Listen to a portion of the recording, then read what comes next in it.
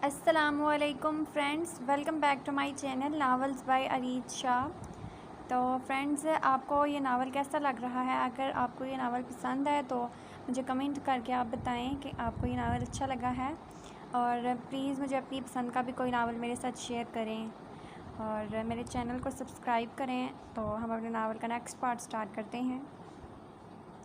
विलादा सहर से बातें करने लगी और अरमान असद के साथ बातों में मसरूफ़ हो गया। कुछ ही देर में इसकी अपने घर से रुखसती हो गई और वो अपने ही घर चली भी गई। इसे इसके कमरे तक सहर, मलिहा और धन्यार लेकर आए थे। सहर और मलिहा इसे कमरे में बिठाकर कुछ देर पहले चली गई थी। वो अब पहली बार इस जहाज़ी साइज़ बेड पर बैठी इसका कमरा देख रही थी। इस कमरे की हर एक चीज़ बदल चुकी थी। सारा का सारा फर्नीचर, कमरे का रंग, पर्दे, इस कमरे की हर एक शय बिल्कुल मुख्तलिफ लग रही थी। इसी वक्त दरवाज़े पर दस्तक हुई और अरमान अंदर आया। विलादा ने पीछे मुड़कर दरवाज़े को देखा जहाँ से वो दाखिल हो रहा था। वो इसे देखकर मुस्कुराई तो जवाबन वो भी मुस्कुराकर चलता हुआ इसके पास आके बैठ गया। विलादा ने अपनी निगाहें नीचे कर ली। आज तुम बहुत प्यारी लग रही हो। वो इसे प्यार भरे अंदाज में गौर से देखते हुए बोल रहा था और वो जैसे हैरान हुई क्योंकि इसने खुद अपने आप को एक बार भी नहीं देखा था। बस ब्यूटिशन से इसने सिर्फ ये कहा था कि मेकअप लाइट करे। इसके बाद इसे कुछ भी इल्म नहीं था कि इसके चेहरे पर कैसे मेकअप किया गया है। सच में? वो फ़ौरन बोली। तुमने शीशा नहीं देखा? विलादा ने इसके सवाल पर फ़ौरन नफ़ी में सर हिलाया। तो फिर मैं तुम्हें तफसीलन बताता हूँ कि तुम कैसी लग रही हो। इसकी बात पर विलादा ने फ़ौरन अपनी निगाहें झुका ली। निगाहें मत झुकाओ वरना मैं तुम्हें तुम्हारी आंखों की खूबसूरती कैसे बता सकूँगा। विलादा ने आहिस्तगी से अपनी आंखें उठाई। तुम्हारी आंखें बहुत प्यारी लग रही हैं, नाक भी प्यारी लग रही है, मेकअप भी हल्का सा है लेकिन बहुत अच्छा लग रहा है। अरूसी जोड़े में तो तुम वाकई में बहुत अच्छी लग रही हो। इसे जो जो समझ में आ रही थी वो इसे आसान अल्फाज में बताता जा रहा था और वो अजीब व गरीब अंदाज में इसके चेहरे को हैरानी से देखती जा रही थी। बस तुम्हारे होंठ अच्छे नहीं लग रहे क्योंकि तुम्हारे लब हिलते हुए ही प्यारे लगते हैं। जब तुम बोलती हो तब ही बहुत अच्छी लगती हो। वाह, क्या तारीफ़ थी! इसका तो दिल ही भर आया था इतनी ढेर सारी तारीफ़ सुनकर। इसे लगा था कि वो इसकी खूबसूरती के बारे में बात करते हुए ज़मीन और आसमान के कलाबे मिला देगा या फिर वैसी तारीफ़ करेगा जैसे शाहजहां मुमताज़ की किया करता होगा या मजनू लैला की। लेकिन यहाँ पर तो इनसे ढंग से अल्फाज का चुनाव भी नहीं हो रहा था। ये तारीफ़ थी? वो फ़ौरन बोली। तो और क्या था? वो नॉर्मल से अंदाज में बोला। तुम्हें पता है मुझसे क्या कहना चाहिए था? वो नज़ाकत से बिल्कुल आहिस्तगी से इससे कह रही थी। अरमान ने जवाबन अपनी आबरू झुकाकर जवाब मांगा। तुम्हें कहना चाहिए था कि विलादा, तुम्हारी ये कांच से खूबसूरत भोरी सुनहरी आंखें आज पहले से ज़्यादा हसीन और जमील लग रही हैं।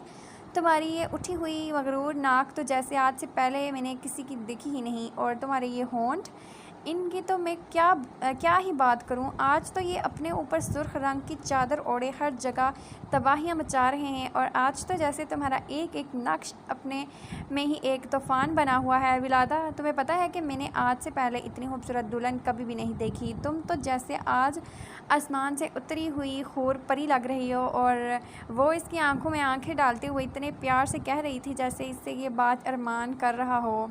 तौबा, मैं इतने झूठ नहीं बोलता, कुछ खुदा का खौफ करो मोहतरमा। वो अपनी मुस्कुराहट दबाते हुए फ़ौरन बोला।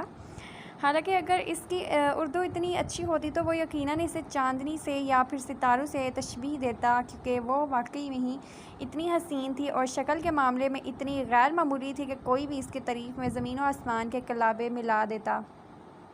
वो जैसे अफसोस से बोली। तो वाकई में मुझे झूठ बोलने की आदत नहीं है और वैसे भी अगर तुम्हें ऐसा लगता है कि तुम बहुत खूबसूरत लग रही हो तो मुझे भी लग रही हो, लेकिन अब इतनी भी नहीं कि तुम जैसी लड़कियां मैंने कभी देखी ही नहीं हैं। वो आपकी बार अपने लहजे में शरारत का अंसर भी छुपाते हुए बोला। तो कौन सी होर तुमने मुझ जैसी देख ली है, ज़रा मुझे बताओ भी। इसकी आंखों में अंगारे दौड़ने लगे। अल्लाह अल्लाह, पहले दिन ही इतना गुस्सा! यकीन करो तुम्हारा शोहर मोहब्बत फिर भी सिर्फ तुम ही से ही करता है। इसकी बात पर ना चाहते हुए भी इसकी बेसाख्ता हंसी छूट पड़ी। तुम लड़के बहुत गैर मुतवक्का होते हो। फिर फ़ौरन ही वो अपना सर अफसोस से नफ़ी में हिलाते हुए बोली। हम हकीकत पसंद होते हैं। वो फ़ौरन बोला। हर काम तवक्का के बरक्स करते हो। वो इसकी बात को खातिर में लाए बिना अपनी बात मुकम्मल करते हुए बोली। तो हम बेचारे क्या करें जब हम जैसे हकीकत पसंद लड़कों से हमारी फैंटासी लवर हूर परियां अफसानी बातों की तवक्को करती हैं। वो बेड पर इसके सामने कोहनी के बल लेट गया। ज़रा शीशे में देखने तो दो कि मैं किस कदर अफसानी बातें करती हूँ। वो अपनी मैक्सी को संभालते हुए बेड पर से उठकर साथ वाली दीवार पर ड्रेसिंग मेज़ के सामने आकर खड़ी हो गई। अरमान मुस्कुराते हुए इसे देख रहा था। वैसे लगता है तुम्हारी आंखें किराए पर गई हुई हैं, जो मुझसे कह रहे थे कि अच्छी लग रही हो। वो वापस मुड़कर नाराज़गी से इसके पास वापस आकर खड़ी हो गई। वो भी उठकर बैठ गया। तो फिर क्या लग रही है मेरी बेगम? वो प्यार से इसका हाथ पकड़कर बोला। खूबसूरत और हसीन, वो बोली तो वो हंस दिया। बहुत खुद पसंद नहीं हो गई तुम। बिल्कुल भी नहीं, बल्कि अपने शोहर जनाब को शर्म दिला रही हूँ कि तारीफ़ कैसे करते हैं। मैं चाहती हूँ कि ये सब सिर्फ़ और सिर्फ तुम मेरे लिए बोलो। मैं ये नहीं कह रही कि दुनिया की वाहिद हसीन लड़की हूँ, लेकिन हाँ, सिर्फ इतना चाहती हूँ कि मैं सिर्फ अपने शोहर को दुनिया की वाहिद हसीन लड़की लगूँ। वो संजीदगी से बोली तो अरमान ने इसका दूसरा हाथ थाम कर इसे अपने पास बिठाया और गहरी निगाहों से देखने लगा। विलादा, अगर तुम हसीन ना भी होती तब भी तुम मेरे लिए दुनिया की हसीन तरीन लड़की होनी थी, क्योंकि तुम मेरी पहली और आखिरी मोहब्बत हो। तुम दुनिया की वो वाहिद लड़की हो जिससे मैं मोहब्बत करता हूँ। क्या ये तुम्हारे लिए कम है? विलादा इसकी आंखों में अपने लिए बेतहाशा मोहब्बत देखकर मुस्कुराई। और पता है कि मुझे तुम्हारे बारे में सबसे ज़्यादा खूबसूरत बात क्या लगती है? वो बगौर इसकी आंखों में देखता हुआ बोला। विलादा की आंखों ने जैसे जवाब मांगा। तुम्हारी मासूमियत। तुम्हारे चेहरे पर अब भी जैसे वही बचपन वाली मासूमियत बरकरार है, जो वाकई में बहुत खूबसूरत और हसीन है। वो खूबसूरत और हसीन के अल्फाज पर ज़ोर देता हुआ बोला तो वो हंस दी और 2 मिनट के बाद अपना हाथ आगे किया। अरमान ने सवालिया अंदाज में इसका हाथ देखा। मेरी मुंह दिखाई का तोहफ़ा कहाँ पर है? वो मुस्कुराते हुए बोली। तुमने मुंह छुपाया ही कब था जो मैं तुम्हें मुंह दिखाई देता? वो फ़ौरन बोला तो विलादा को जैसे अपनी गलती का एहसास हुआ। वो मैं घूंघट करना भूल गई थी, याद ही नहीं रहा था कि मुंह भी छुपाते हैं। इसकी बात पर वो हंस दिया। मुझे भी याद नहीं कि मैंने मुंह दिखाई का तोहफ़ा कहाँ पर रखा है, जब मिलेगा तो दे दूँगा। इसकी बात पर विलादा ने मुंह बनाकर इसे देखा। बहुत बदतमीज़ हो तुम, वो फ़ौरन बोली। आपके बार लगता है कि तुम्हारी आंखें किराए पर गई हुई हैं। मैं तो बहुत तमीज़दार और शरीफ हूँ। वो ये कहते हुए उठ गया। वॉशरूम पहले मैं जाऊँगी। वो इससे अटैच्ड वॉशरूम की तरफ जाता देखकर फ़ौरन खड़ी हुई। मैं तो जा भी चुका हूँ। ये कहते ही वो वॉशरूम के अंदर घुस गया और ठक से दरवाज़ा बंद कर दिया। वो वापस से वहीं पर बैठ गई और बेड पर बैठे बैठे कमरे का जायज़ा लेने लगी। बहुत कुछ सोचकर मुस्कुराने भी लगी। अरमान तकरीबन 15 मिनटों में ही फ्रेश होकर बाहर निकल आया था। अब तुम अंदर जा सकती हो। वो ग्रे रंग के ट्राउज़र पर स्याह रंग की शर्ट पहने गीले बालों के साथ ड्रेसिंग मेज़ पर आकर खड़ा हो गया और बालों को ब्रश करने लगा। विलादा इस बात में सर हिलाती हुई वॉशरूम के अंदर चली गई।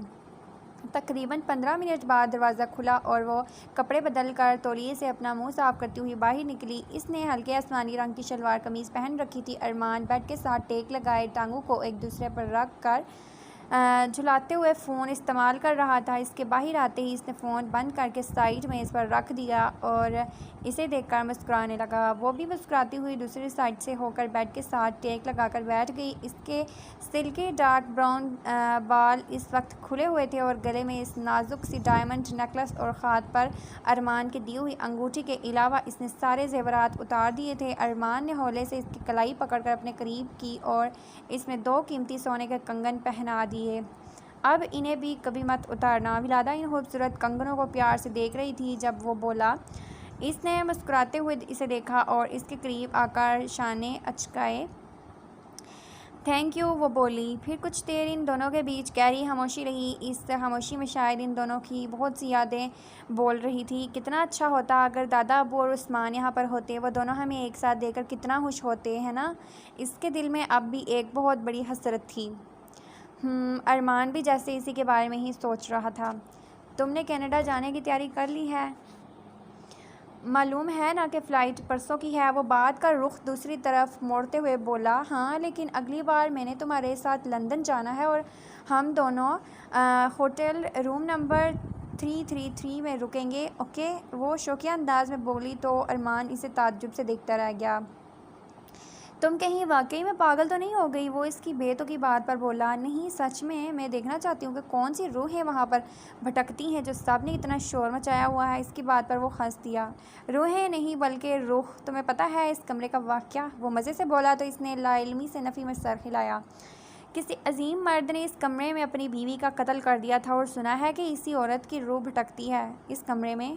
अगर तुम भी कुछ ऐसा वैसा चाहती हो तो वहाँ पर जाने की क्या ज़रूरत है। इसी कमरे को मैं तुम्हारे लिए आसेब ज़दा बना देता हूँ। इसकी आवाज़ और चेहरे के तासुर में दुनिया जहान की शरारत थी। विलादा ने इसके कंधे पर से सर उठाकर इसे देखते हुए आंखें निकाली और इसके सीने पर ज़ोर से मुक्का मारा। वो हंसने लगा। लेकिन इस बार तारीख उल्टेगी और शौहर की जगह बीवी कत्ल करेगी। इसकी इस गुस्से से कही गई बात पर अरमान का बेख्तियार कहका बुलंद हुआ। तुम कितनी क्यूट हो। वो इसे गाल पर चुटकी भरकर इसे हिलाते हुए बोला, चलो अब सो जाओ, कल फिर सुबह सुबह मेकअप वाली आ जाएंगी। वो इसके मासूमियत भरे अंदाज पर हंसती। मेरी जान, ब्यूटिशंस कहते हैं इन्हें। वो इसके गले के साथ लगते हुए बोली, हाँ वही वही, वो बोला। विलादा ने मुस्कुराते हुए थोड़ा सा पीछे होकर अपनी तरफ की मेज़ पर पड़ा साइड लैंप ऑफ कर दिया। तुम सो जाओ, मैं नहीं सोती, वो मुस्कुराकर बोली। तो अरमान ने इसे सवालिया अंदाज में देखा। क्यों, क्या नींद नहीं आ रही? नहीं, मुझे इंसोमिनिया है ना, बहुत मुश्किल से सो पाती हूँ, वो मुस्कुराते हुए बोली। तो अरमान पीछे मुड़कर अपनी तरफ का लैंप ऑफ करके तकिया ठीक करते हुए लेट गया और इसे खींचकर अपने सीने के साथ लगाया। मेरे साथ लगकर सोने की कोशिश करो, नींद आ जाएगी। विलादा ने इसके सीने पर हाथ रख दिया और इसके बाजू को तकिया बनाते हुए इस पर मुस्कुराकर आंखें बंद करते हुए लेट गई। आई लव यू अरमान, वो कहे बिना ना रह सकी। आई लव यू टू, इसने भी कहते हुए मुस्कुराकर अपनी आंखें बंद कर ली। विलादा की आंखें बंद थी और इन्हीं बंद आंखों से वो इसे महसूस करते हुए सोने की कोशिश करने लगी और इसे पता तक भी ना चला कि कब वो नींद की वादियों में पहुंचकर गहरी नींद सो गई। इन दोनों का वलीमा बहुत धूमधाम से किया गया था। अरमान के ख़ानदान वाले और फ़ौज के बड़े बड़े अफसरान इन दोनों के वलीमे पर मदऊ थे। वलीमे के अगले रोज़ विलादा और अरमान सब घर वालों के साथ एक हफ़्ते के लिए कनाडा चले गए। कनाडा में अरमान के साथ गुजारे गए चंद दिन जैसे इसकी ज़िंदगी के खूबसूरत तरीन दिन थे। इसे सबसे ज़्यादा खुशी इस बात की थी कि अल्लाह ने इसे एक बहुत ही अच्छे शौहर के साथ साथ एक मुखलिस दोस्त भी दे दिया था जो इसे अंदर तक समझता था। वापस आकर भी दावतों की वजह से वो लोग अगला एक हफ़्ता बिज़ी ही रहे। एक हफ़्ते के बाद वो दोनों अपने मामूल की रूटीन पर भी आ गए। वो मामूल के मुताबिक अस्पताल जाने लगी और वो कैंट में ही अपनी ड्यूटी अंजाम देने लगा। बिज़ी होने के बावजूद भी वो एक दूसरे के लिए बहुत आसानी से वक्त निकाल लेते थे। ज़िंदगी जैसे एकदम से बदल चुकी थी। इसे जैसे एक सहारा मिल चुका था जो इसे किसी भी चीज़ के लिए परेशान नहीं होने देता था। एक कंधा मिल गया था जिस पर सर रख कर वह दिन रात की थकान को ख़त्म कर लेती थी। क्या ज़िंदगी इतनी भी मेहरबान हो सकती है? कभी कभार ख़ुद से ये सवाल सोचने के फ़ौरन बाद वो ख़ुद ही फ़ौरन इस बात में सर हिला देती क्योंकि ज़िंदगी वाकई में बहुत मेहरबान होती है। इस खुदा पर जो एक बार यकीन कर लेता है फिर वो खुदा अपने बंदे को मायूस नहीं करता और ना ही परेशान होने देता, बल्कि सारी जिम्मेदारी अपने ऊपर लेकर इसकी तमाम तर परेशानियाँ दूर कर देता है। और वो भी अब यही करती थी। देर से ही सही, लेकिन इसे समझ आ गई थी कि हमारे हिस्से की खुशियाँ हमें ज़रूर मिलती हैं, वो फिर बचपन में मिल जाएं, जवानी में या फिर बुढ़ापे में। वक्त का कुछ कहा नहीं जा सकता, लेकिन हाँ, वो खुशियाँ कोई भी हमसे छीन नहीं सकता। वो हमेशा हमारी ही रहती हैं। ये खुशियाँ भी खुदा के पास हमारी अमानत होती हैं जो वक्त आने पर वो हमें इस तरह देता है कि किसी के पास भी फिर गिले या शिकवे करने के अल्फाज ख़त्म हो जाते हैं और शुक्र करने के लिए जैसे अल्फाज कम पड़ जाते हैं। इस साल ईद पर किसकी कुर्बानी करनी है? इस वक्त हारून साहब के लाउंज में सभी मौजूद थे, लेकिन अजीब बात यह थी कि इन सब में उस्मान भी था जो अरमान के बिल्कुल साथ बैठा हुआ था। वो अब एक जवान लड़का बन चुका था, लेकिन इसके तमाम नकूश बचपन जैसे ही थे। वो अरमान के साथ सोफे पर बैठे हुए किसी बात पर हंस रहा था। असद और दनियाल भी इसी के साथ बैठे हुए थे। जब दनियाल ऊंची आवाज़ में बोलकर सबको अपनी तरफ मुतवज्जा करते हुए पूछ रहा था, सभी इसके सवाल पर सोच में पड़ गए। वो उस्मान को देखते हुए थोड़ी के नीचे हाथ रख कर मुस्कुराते हुए इत्मीनान से बोली तो सब ही मुस्कुरा कर इसकी बात पर इत्तेफाक करने लगे। तो फिर डन हो गया, इस साल हम सब मिलकर उस्मान को ही कुर्बान करेंगे। बोलने वाला दनियाल था। एक बार फिर सब ने इस बात में सर हिलाया। मुझे ये सुनकर बहुत खुशी हो रही है कि इस ईद पर मैं कुर्बान हूँगा।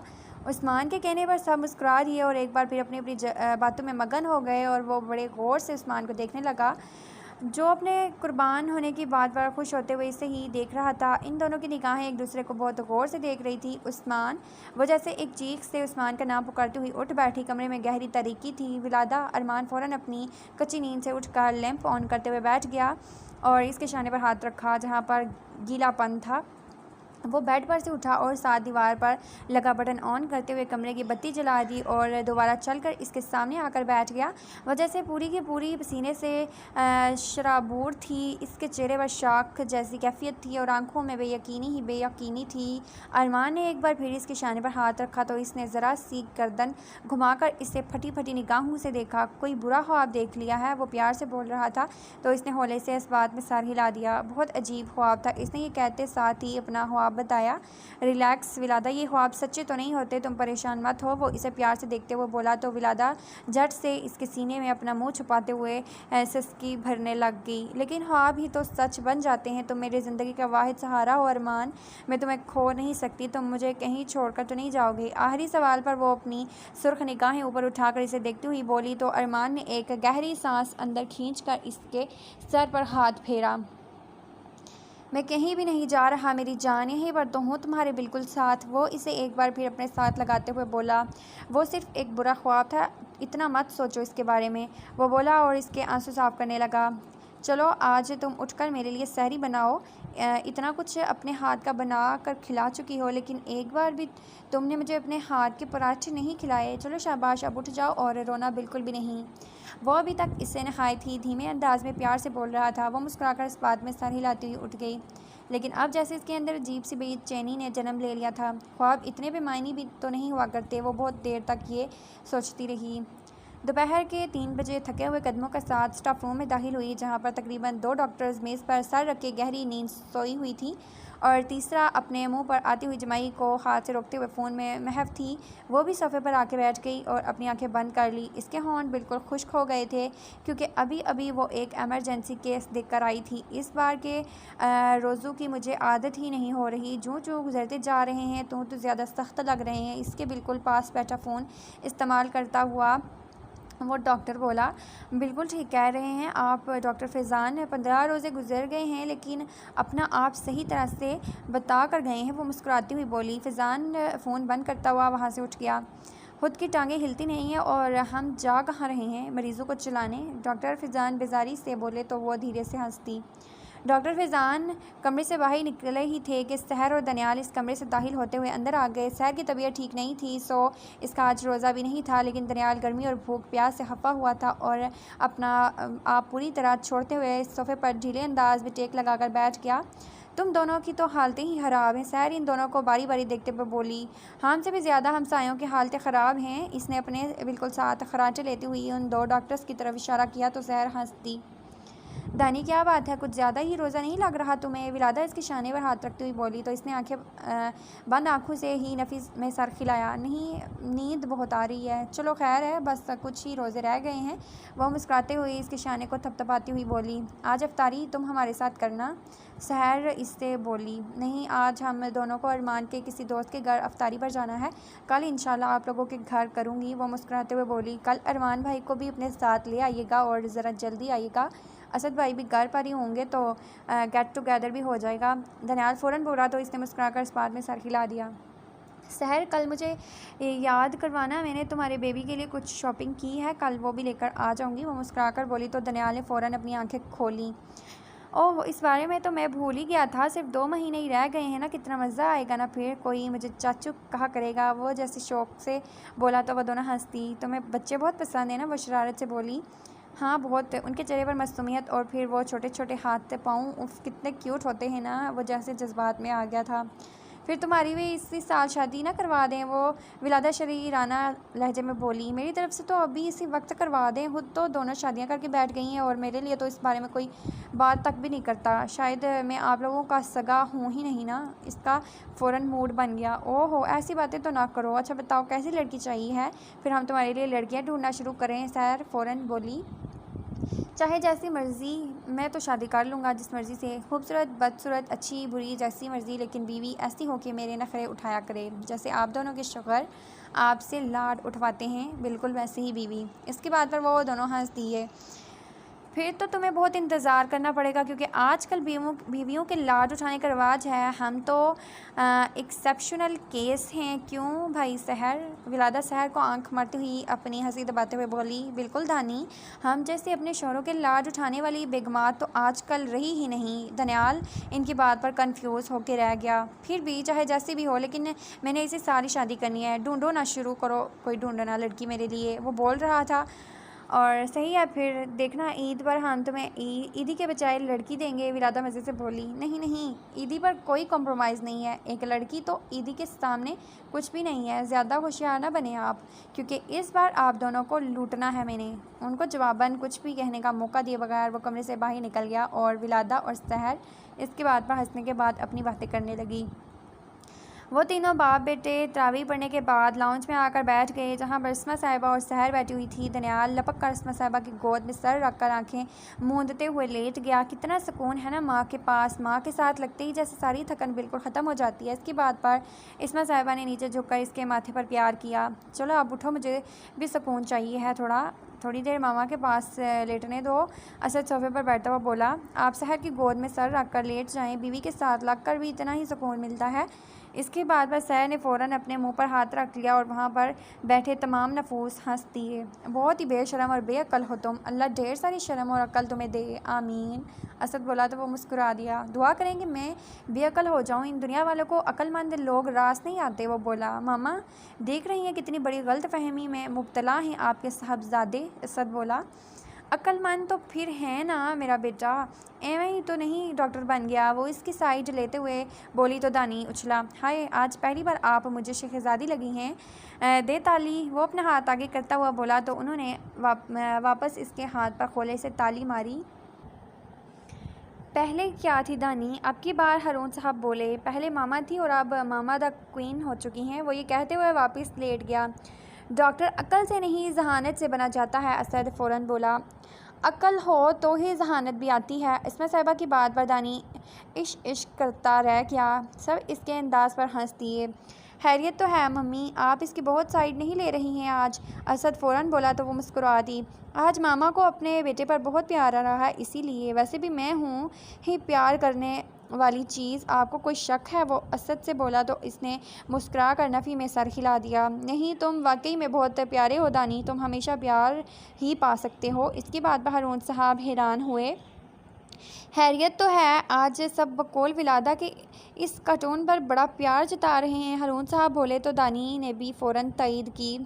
तरस गया था इस प्यार को मैं, एक हसरत ही थी कि प्यार देने के बदले में प्यार वापस भी मिल जाए। देख लें, सदियों बाद जाकर ये प्यार जैसी नशीली चीज़ अपने हिस्से में आई है। वो बोला तो इस्मा साहिबा ने इसके कमर पर चथ लगाई। बहुत भूखे हो तुम, हर किसी से इतना प्यार लेकर भी तुम्हें अभी हसरत ही रही है। वो बोली तो इतनी देर में मुलाजमा इन सब के लिए चाय ले आई। उठो चाय पी लो। इसमें साहिबा फ़ौरन बोली, नहीं मैं नहीं उठ रहा, एक चाय के कप के लिए अपना सुकून नहीं तबाह कर सकता। वो बोला और फिर वाकई में चाय पिए बगैर कुछ ही मिनटों में गहरी नींद सो गया। सबकी मुस्कुराती हुई निगाहें इसी पर ही मरकूज़ थी। वो सोते हुए भी अक्सर मुस्कुराया ही करता था और अब भी मुस्कुरा रहा था। पता नहीं किस किस्म के ख्वाब देखता था। सब यही सोचा करते थे, लेकिन मुस्कुराना तो इसकी आदत थी, चाहे सो रहा हो या जाग रहा हो, मुस्कुराहट इसके साथ ही रहती थी।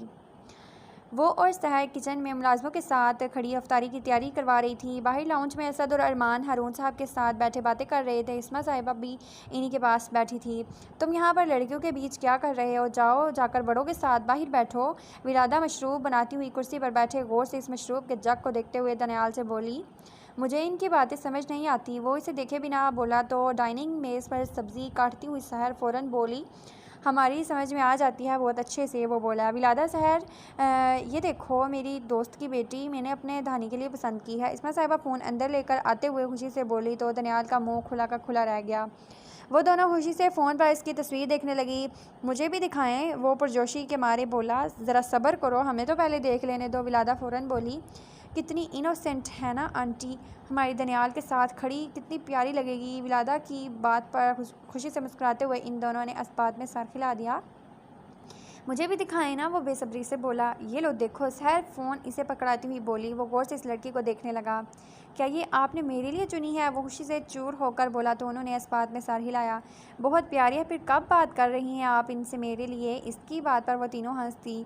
तुम्हें बड़ी जल्दी नहीं हो रही? अभी सब्र करो, ईद हो लेने दो, फिर मैं इसके घर जाकर रिश्ता तय कराऊंगी। वैसे इन्हें तुम बहुत पसंद आए हो। ढकी छुपी बातों में फ़ायज़ा ने अपनी बेटी की बात तुम्हारे लिए मुझसे की है, वो मुस्कुराते हुए बोल रही थी। नाम क्या है इसका? सहर ने पूछा। लाइबा, वो फ़ौरन बोली। इसी वक्त कुछ किचन के दरवाजे से असद दाखिल हुआ। दानी उठो यार, अभी यूनिट से कॉल आई है, तुम्हें चित्राल एक रेस्क्यू मिशन पर जाना है। इसकी बात पर वह तीनों इसका मुंह देखने लगी, जो मेज़ पर से फ़ौरन इस बात में सर हिलाता हुआ पुरजोशी से उठ गया।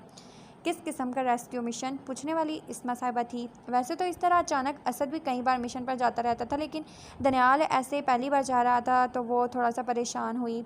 पता नहीं, अभी डीलर्स नहीं मालूम, असद अलाइलमी से बोला। दनियाल ऊपर अपने कपड़े चेंज करने के लिए कमरे में चला गया। वो सब किचन से बाहर निकल कर लाउंज में आ गए, जहाँ पर हारून साहब और अरमान अभी तक किसी बहस में मगन थे। 10 मिनटों में ही दनियाल अपनी आर्मी की वर्दी पहने नीचे आया। दानी अफ्तारी तो कर लेते, इस्मा साहिबा परेशानी से बोली। विलादा बस इसका मुंह ही देख रही थी। नहीं मामा, पता नहीं किस किस्म की सिचुएशन होगी वहाँ पर, अगर देर कर दी तो कहीं वाकई में देर ना हो जाए। वो सबसे पहले इनके गले लगते हुए बोला। आप मुझे बस अपनी दुआ दें मामा, वो प्यार से बोला तो बेहतियार इनकी आंखें भर आई और इसके सलामती की ढेर सारी दुआएं मुँह से निकली। इसने प्यार से इनका माथा चूमा, फिर वो मुस्कुराता हुआ हारून साहब के पास आया। वो सोफ़े पर से उठ गए। बेस्ट ऑफ लक कहें बाबा, आपका बेटा पहली बार किसी मिशन पर जा रहा है। इसका दिल जैसे बहुत खुश था। Best of luck for your mission captain Daniyal, तुम भी जाओ और मेरा नाम फ़ख्र से बुलंद करो। वह फ़ख्रिया अंदाज में बोले तो इसने बेख्तियार इन्हें सल्यूट किया। चलो दानी जल्दी करो, असद फ़ौरन बोला तो वो इस बात में सर हिलाता हुआ पीछे मुड़कर सहर और विलादा के पास आया। मुझे इन दोनों से एक सीक्रेट बात करनी है, बस 2 मिनट। वो इन दोनों के बाजू पकड़कर खींचता हुआ इन्हें लाउंज से बाहर ले आया। वह दोनों ही इसे परेशानी से देख रही थी। आप दोनों ने मेरा एक काम करना है। वो जैसे बड़ी राजदारी से आहिस्ता आहिस्ता बात कर रहा था। इन दोनों ने ही अपनी अपनी आबरू उचकाई। क्या काम? विलादा बोली। शायद मुझे वापस आने में 1-2 दिन लग जाएं। बस आप दोनों ने लाइबा की तस्वीर लेकर हानिया को दिखा देनी। अगर फ़ोन पर बात हो सकी तो मैं कल पूछूंगा इसका क्या रिएक्शन था। वो मज़े से बोला तो वो दोनों ही हंस दिए। वो शादीशुदा है दानी, सहर फ़ौरन बोली। जानता हूँ, लेकिन फिर भी जलेगी ज़रूर, देख लेना। वो फ़ौरन बोला तो विलादा हंस कर नफ़ी में सर हिलाने लगी। तुम भी वही हो, सहर बोली। चलें अब। असद और अरमान दोनों एक साथ बाहर निकले। हाँ चलें, वो झटका खाते हुए बोला। अरमान और असद मेन डोर से बाहर निकल गए। इन दोनों ने ही इसे बेस तक छोड़कर आना था, फिर वहीं पर हेलीकॉप्टर के ज़रिए इससे मनसेहरा जाना था। कर दूँगी ना मेरा काम, वो बड़ी एहतियात से बोला। काम हो जाएगा बॉस, विलादा फ़ौरन बोली और फिर वो सबको एक ही बार खुदाफिज करते हुए वापस मुड़ गया। दानी, विलादा की पीछे से आई आवाज़ तो वो मेन डोर पर पहुंचते हुए वापस मुड़ा। आई विल मिस यू दानी। इसकी आंखों में जैसे नमी उतरी। मैं भी आपको बहुत मिस करूँगा, वो प्यार से कहकर वापस मुड़ गया और मेन डोर से बाहर निकल गया। इस्मा साहिबा सहर को लिए किचन में चली गई, लेकिन वो बहुत देर तक वहीं पर मेन डोर की तरफ एक टुक देखे गई। अल्लाह दानी की हिफाजत करिएगा प्लीज़, इसके दिल ने बेख्तियार कहा और फिर वो वापस मुड़ गई। हेलीकॉप्टर पर अपने साथ साथी लड़कियों के साथ बैठा वो गुजरे हुए दिन के बारे में ही बात कर रहा था। चित्राल के साथ बनी सड़क पर लैंडस्लाइडिंग की वजह से एक गाड़ी खाई में जा गिरी और 3 गाड़ियां वहीं सड़क पर फंसी हुई थीं। बरवक्त फौजी अमदाद की वजह से सबको ही सही सलामत बचा लिया गया था।